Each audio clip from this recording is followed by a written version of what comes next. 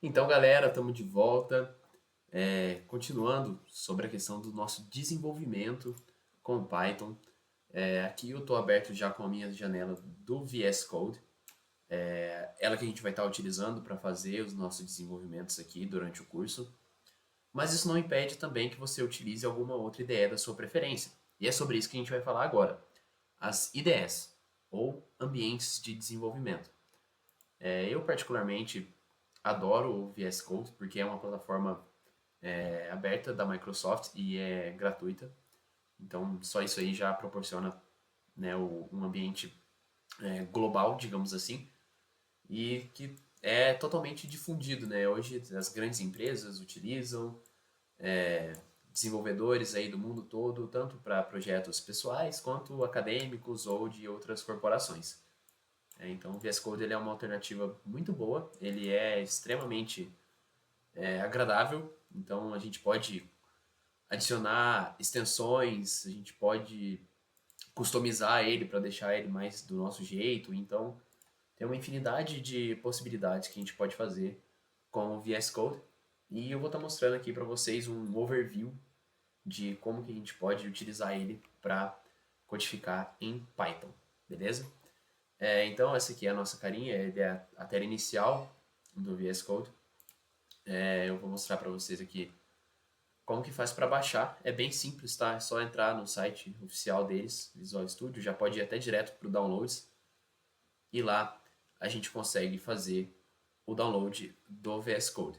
É só aqui, ó, download para Windows, ele tem para Mac também, para Linux.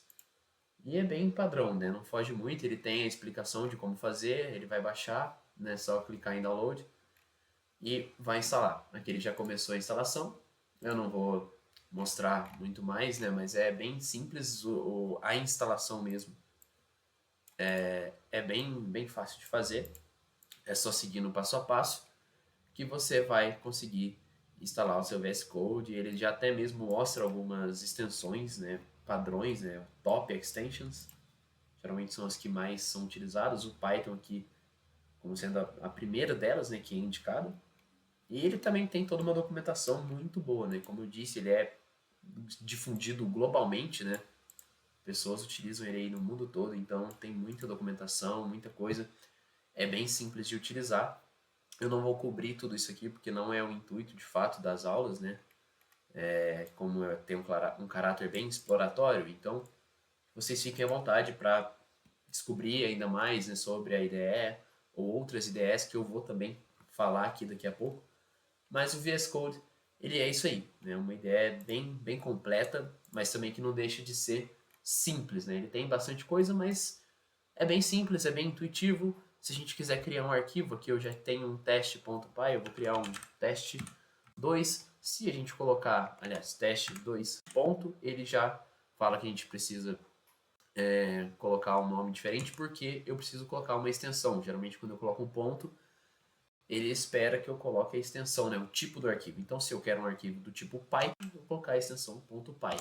Mas ele tem vários, né, várias extensões, ele cobre várias outras linguagens. Tá? Então, esse é o VS Code com o Python. Eu vou deletar esse meu arquivo aqui. Mas, basicamente, então, é isso. Ele tem aqui o terminal, né, onde a gente pode digitar comandos, o output, onde ele vai mostrar a saída, né? Enfim, tem uma infinidade aí de coisas que a gente pode explorar dentro do VS Code. Então, adiantando aqui agora, eu vou falar um pouquinho sobre o Anaconda, que é uma distribuição do Python, open source também, e a gente consegue fazer o download dela e está utilizando, geralmente em ambientes Linux, ele é muito utilizado, e através dela a gente consegue também baixar, ele já vem, aliás, baixado, o Jupyter, que é esse cara aqui. Eu não vou fazer o download aqui também, né? Fiquem à vontade. Às vezes alguém já tem feito download, já está acostumado a utilizar o Conda, né? Pode estar utilizando ele aí. E o Jupyter também é uma alternativa. Geralmente ele é muito utilizado em machine learning ou até mesmo para fazer documentações do próprio código, porque ele propõe, né, de uma maneira bem simples, células em que a gente pode colocar tanto código quanto escrita, enfim. Ele é uma ferramenta bem completa, bem poderosa, que permite que a gente faça tudo isso de maneira integrada, né? Eu vou estar utilizando aqui para mostrar para vocês a versão online, tá? Do Jupyter. Então ele tem aqui o site dele, ó, jupyter.org, e a gente pode utilizar isso online e testar tanto o Jupyter Lab quanto o Jupyter Notebook. O que vocês estariam acostumados a ver seria o Jupyter Lab, e aí dentro dele a gente tem muita coisa. Ó. Ele mostra aqui um notebook, que é basicamente um caderno mesmo, onde são feitas anotações, trechos de código. Então, caso alguém aí esteja interessado mesmo em fazer anotações, como se fosse de fato um caderno, né? Eu recomendo fortemente o Jupyter para estar sendo utilizado aí ao longo do curso, porque com ele vocês podem fazer as anotações e deixar trechos de código aqui, tudo junto, né? Então, ó, como que é simples. Ele coloca um código, mostra aqui um exemplo, né? Isso aqui no caso já é a própria saída desse código aqui. E tem um texto lá explicando o que ele faz, enfim. Tem bastante coisa que dá para ser feita com o Jupyter. Tem a documentação aí também, se quiserem utilizar a documentação do Anaconda, do Jupyter também, fique à vontade. Né? A ideia aqui mesmo é mostrar para vocês, para que vocês possam decidir entre qual IDE está utilizando, beleza? Eu vou fechar esses aqui. E por último, aqui de IDE, né, a gente tem o Colab, que é do Google. Eu tenho aqui já alguns projetinhos que eu fiz, ele pode salvar também os arquivos no seu Drive. E ele é esse carinha aqui, ele é online, então vamos supor que eu estou editando aqui, eu compartilho o meu código com você, e você consegue utilizar aí o mesmo código que eu em tempo real. Então você vai ver aí as minhas atualizações sendo feitas, você consegue, né, atualizar também. Isso é bem bacana, porque daí permite coisas como o pair programming acontecerem. Então isso é muito interessante. É uma dinâmica bem bacana, né? E ele também permite que a gente faça códigos da mesma forma que as outras demais IDEs, porém de maneira online. Também bem simples, vocês podem acessar aí e ver a documentação, tá? Ele também é muito utilizado aí para ciência de dados, machine learning, é muito difundido aí também na academia, tá? Na faculdade aí ou em alguns outros projetos ele também é bastante utilizado. Então é só acessar o Google Colab, que ele mostra aqui toda a documentação, tem sobre ciência de dados, machine learning, alguns outros recursos, enfim, ele é bem completo e toda a documentação já está aqui de cara para você usar. Vou fechar ele aqui então. Isso aqui eu vou falar daqui a pouco.